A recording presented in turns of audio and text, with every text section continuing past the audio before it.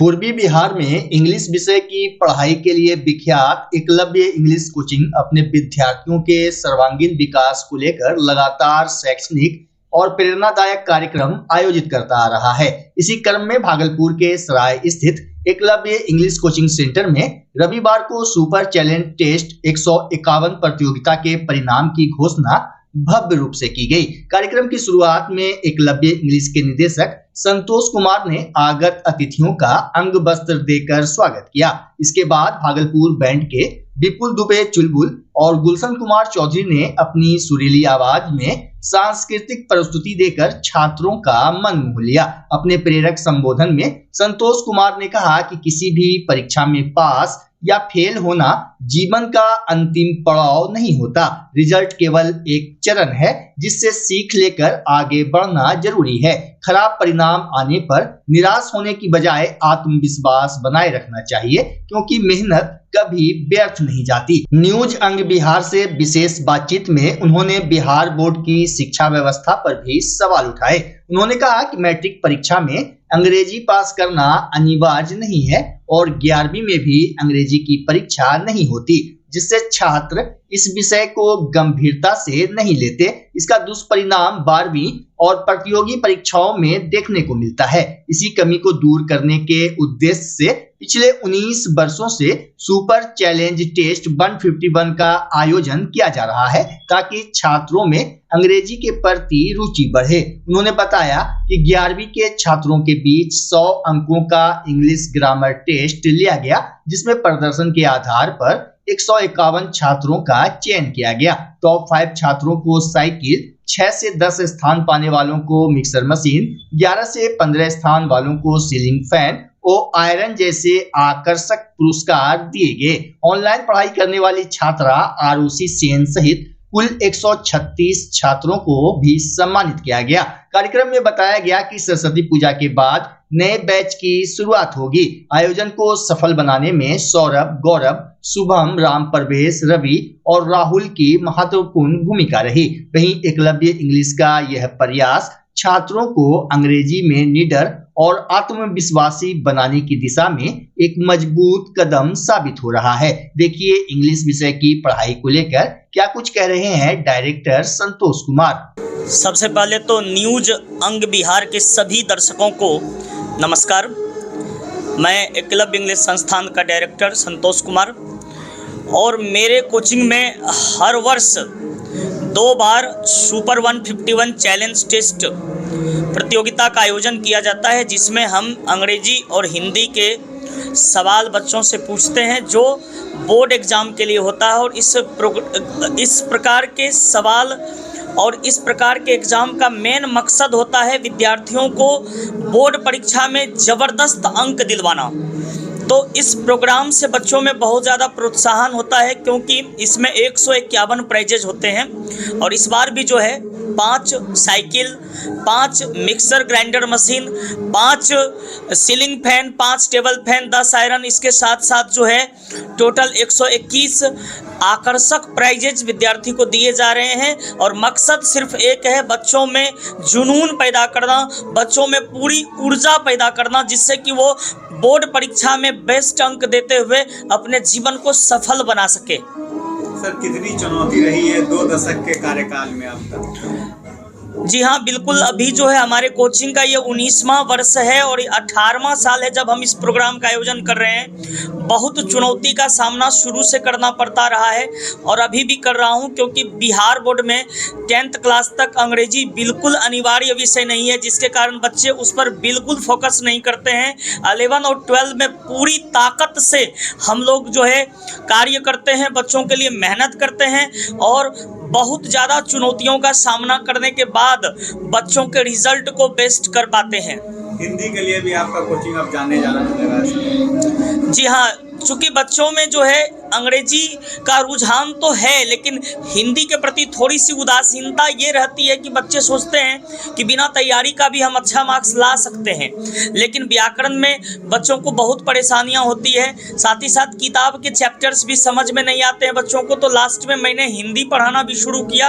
लगातार मैं हिंदी भी पढ़ा रहा हूँ। अब हिंदी में भी हमारे बच्चे बहुत बेहतर प्रदर्शन कर रहे हैं। आज प्राइज पाके मुझे बहुत खुशी हुई और मैं यहाँ 12th क्लास से पढ़ाई कर रही हूँ, मतलब 1 साल से अभी मैं यहाँ पढ़ रही थी।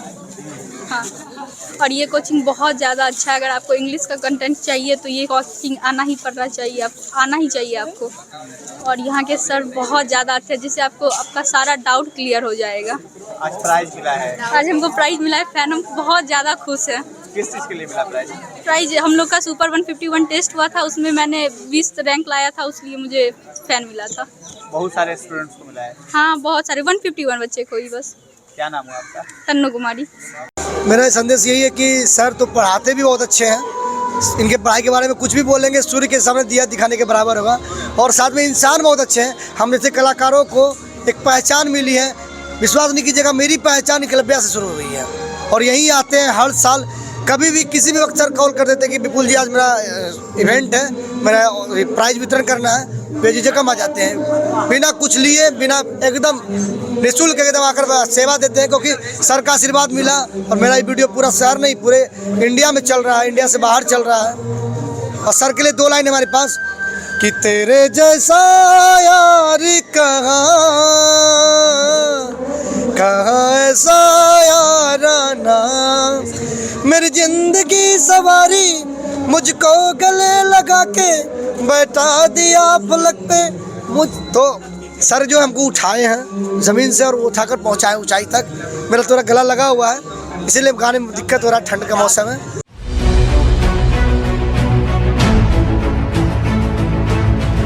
बिहार राज्य निर्वाचन प्राधिकार के निर्देश पर शनिवार को भागलपुर के सदर एसडीओ कार्यालय परिसर में भागलपुर क्षेत्रीय हस्तकरघा बुनकर सहयोग संघ लिमिटेड के निदेशक मंडल का चुनाव शांतिपूर्ण ढंग से संपन्न हुआ। प्रबंधन कारिणी समिति के निर्वाचन की जिम्मेदारी सदर एसडीओ को सौंपी गई थी।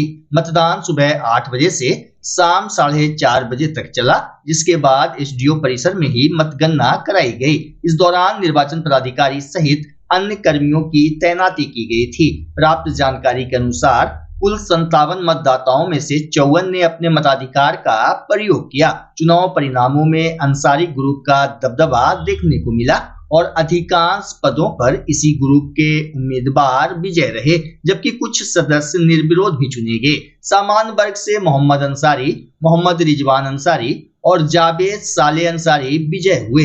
वहीं पिछड़ा वर्ग से मोहम्मद शफीक अंसारी, अति पिछड़ा वर्ग से अताउर रहमान एवं अनुसूचित जाति वर्ग से अधिकलाल ने जीत दर्ज की। महिला वर्ग से गीता देवी और नीतू देवी निर्वाचित हुई। चुने गए कुछ निदेशकों ने बताया कि बायलॉज के अनुसार निदेशक मंडल के चुनाव के बाद उसी दिन चेयरमैन का चुनाव होना था, लेकिन अब तक यह प्रक्रिया पूरी नहीं हो सकी है।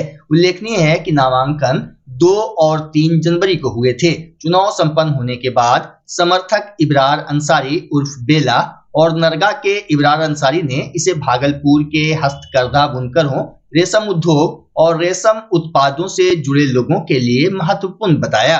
हमारे जो भागलपुर क्षेत्रीय हस्तकरघा बुनकर सहयोग संघ का जो चुनाव था रीजनल ऑफिस का, तो इसमें जो अंसारी मोहम्मद अंसारी चेयरमैन साहब का जो पूरा ग्रुप था वो जीत हासिल किया है और इसमें काफ़ी हर्ष उल्लास है सभी जो है। और ये मेरे जो है मोहम्मद अंसारी साहब से गुजारिश है कि ये सभी बुनकरों का कार्य करेंगे, काम करेंगे और सभी को साथ लेके चलेंगे। ये जो है इस बात पे जो है हम जोर देते हैं और ये मेरा आग्रह है इनसे। ये कहना चाहते हैं कि हमारी कोई जीत नहीं है, ये हमारे बुनकरों की और हम लोग यही करेंगे कि जितना भी जो चीज़ मैंने अभी इलेक्शन तक हुआ सबको भुला करके हम लोग एक होकर के काम करेंगे।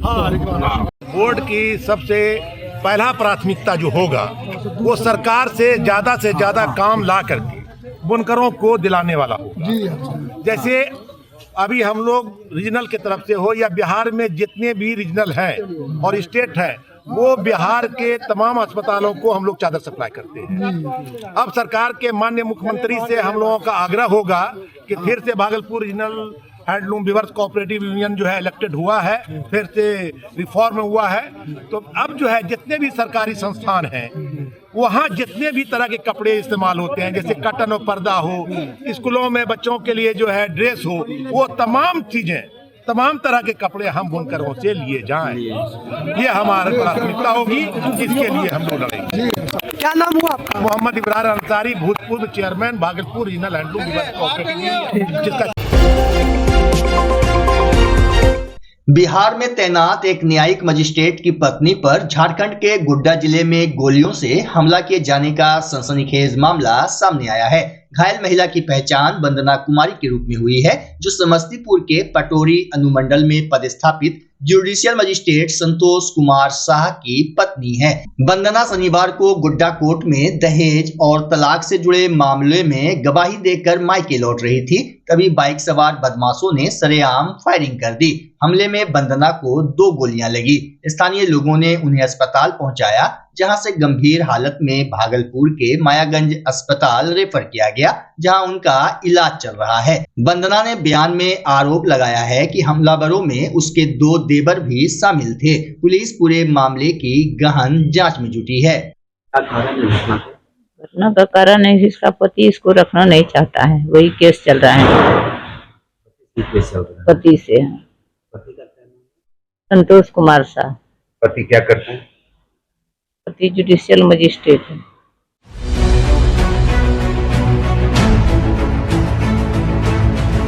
भागलपुर जिले के गोराडी थाना क्षेत्र के पितना गांव में शनिवार की देर रात खेत में रखे पुआल की टाल में भीषण आग लगने से अफरा तफरी मच गई।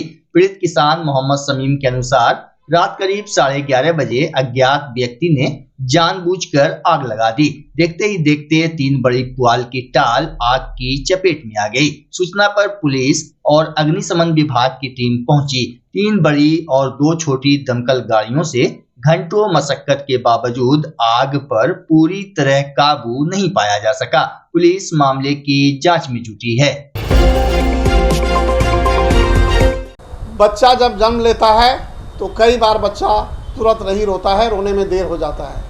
ऐसे में बच्चा क्षतिग्रस्त हो जाता है और उसके बचने की संभावना कम हो जाती है, और यदि बचा तो भविष्य में उसमें विकलांगता की समस्या आती है, जिसे सीपी कहते हैं, जिसका कोई माकूल इलाज नहीं है और ज़िंदगी भर बच्चा विकलांगता से जूझ सकता है। ऐसे में पूरे संसार में कूलिंग थेरेपी का सहारा लिया जाता है।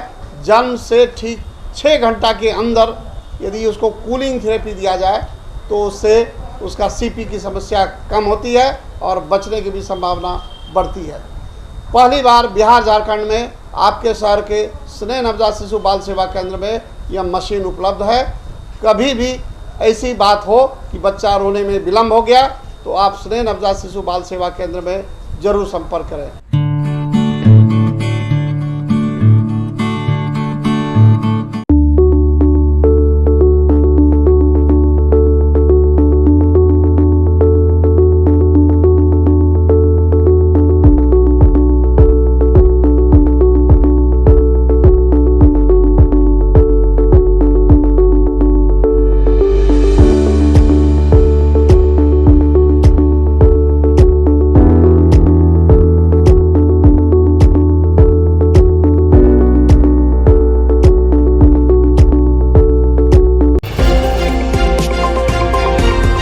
वैशाली जिले के लालगंज थाना पुलिस ने बड़ी कार्रवाई करते हुए किसी आपराधिक घटना को अंजाम देने से पहले ही 2 हथियारबंद अपराधियों को गिरफ्तार कर लिया।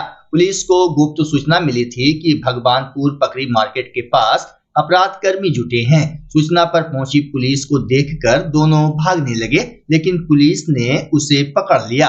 तलाशी में एक देसी कट्टा, 2 जिंदा कारतूस और एक चाकू बरामद हुआ। पूछताछ में अपराध की योजना की पुष्टि हुई। गिरफ्तार आरोपियों की पहचान ऋतिक पासवान और विनोद सिंह के रूप में हुई है। ये मामला लालगंज थाना क्षेत्र का है। कल संध्या गश्ती के क्रम में थानाध्यक्ष लालगंज को गुप्त सूचना मिली कि भगवानपुर पकड़ी चौक के बगल में पेठिया है, उस पेठिया के बगल में एक शातिर अपराधकर्मी ऋतिक कुमार उर्फ ऋतिक रोशन अपने एक अन्य साथी अपराधकर्मी के साथ किसी अपराध को अंजाम देने की योजना बना रहा है और उसके साथ हथियार भी है।